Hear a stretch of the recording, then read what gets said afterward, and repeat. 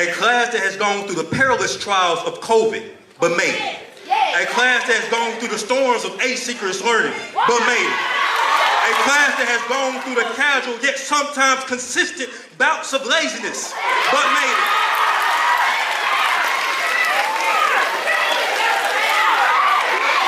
And you know what, class of 2027, you will continue to make it, and make it, and make it, and make it. As long as you stand strong in your beliefs and firm in your convictions, you will continue to make it through and through. So like any great teacher, I will start my lesson with a question for you to ponder upon. What would you do to shake hands with tomorrow?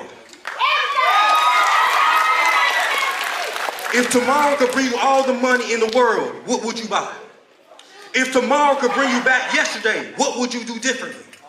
If tomorrow gave you wings, how far would you fly? I love it. If tomorrow gave you a dream, would you pursue that vision? Class, I need you to understand, if you could shake hands with tomorrow, make sure tomorrow knows your name. Make sure tomorrow knows how much time you spent on the field. Make sure tomorrow knows how much time you spent studying.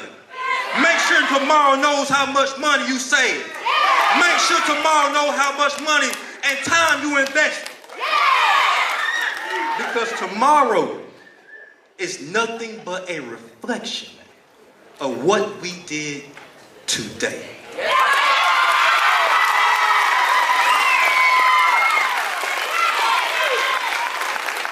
You can't wait for someone just to give you the option.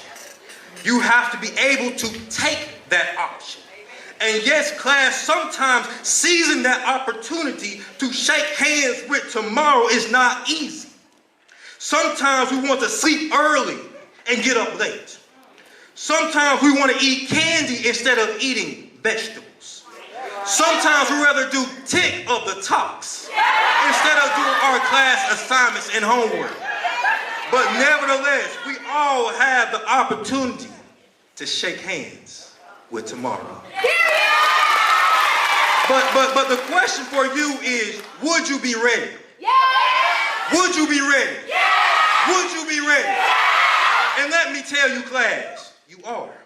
It doesn't matter what happened last year, last month, or last Taco Tuesday. Just know you're sitting in this seat for a reason, and you deserve to be sitting in this seat. You have worked so hard and so diligently, and you should be very, very proud.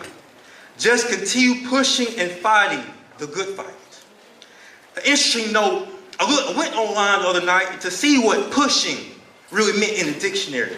It states there is a word, an adjective, that is marked by ambition, energy, enterprise, and initiative. Let me say that again.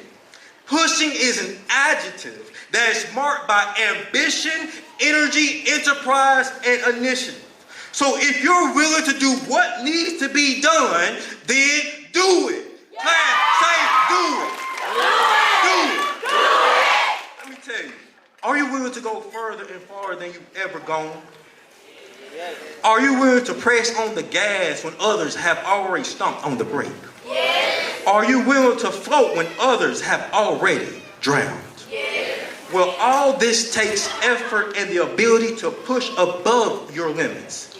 Just know the mountains will shift, and sometimes the water will flood. But trust me, you are going to be fine. And it'll be all worth it in the very, very end. Believe it or not, class, you are already ready for these challenges. You are built different. This is your season. You are not the same. You are him. You are her. So you better keep walking in your purpose. But remember, while you're pushing, make sure you carry a solid education on your back. Because education is the building blocks of life, and life is the building blocks of education. As it says in Proverbs 16:16. that having wisdom and understanding is better than having silver and gold. Nice and expensive things can be enjoyable, but there are few things in life that can never go out of style. Something more expensive than Gucci and Louis. Something more valuable than emeralds and pearls. Something that gets better with age but has no prevalence of time.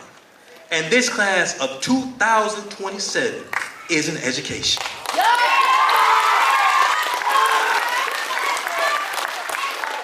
And for those listening in this crowd, this message is for you. It's never too late to get that GED, that second degree. And believe it or not, it may not even come to a cost to you. It may just be F-R-E-E. But you have to be able to want it, crave it, and live for it. Listen, I'm not here to preach, and I'm definitely not here to teach, because after 180 days of teaching these students, Mr. A is officially tired, and I need my rest. Now, students and parents, I want you to listen very carefully. There is a chant that I taught the 8-2 cluster this year. The same chant that I taught last year. Oh, yeah. The phrase goes as follows, in which I asked the students interrogative, "You got my back?" And then the students say what you just heard, "I got your back." We do this until the spirit and momentum of learning something new resonates in their young minds. So as a graduating class, we're going to learn this chant together, so you can feel the power and unity of collaboration. But before we start, I want you students to know one thing. You are no longer 8-1. You are no longer 8-2. You are no longer 8-3. Y'all are just 8, and we are about to eat.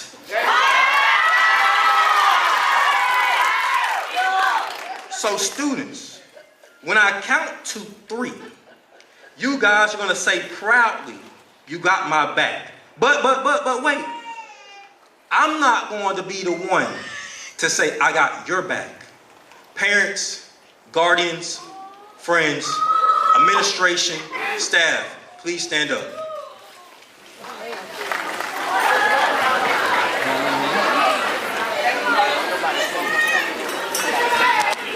Now, when these students ask you at the count of 3, "You got my back," I better hear with a boastful and proud sound, "I got your back." And we're going to do this 5 rounds. Does everybody understand? Yeah. All right, students, you're going to say at the count of 3, "You got my back." Y'all understand? Yeah. All right. And then parents, guardians, friends, administration, and staff, you're going to say, "I got your back." 1, students are going to start. 2, 3.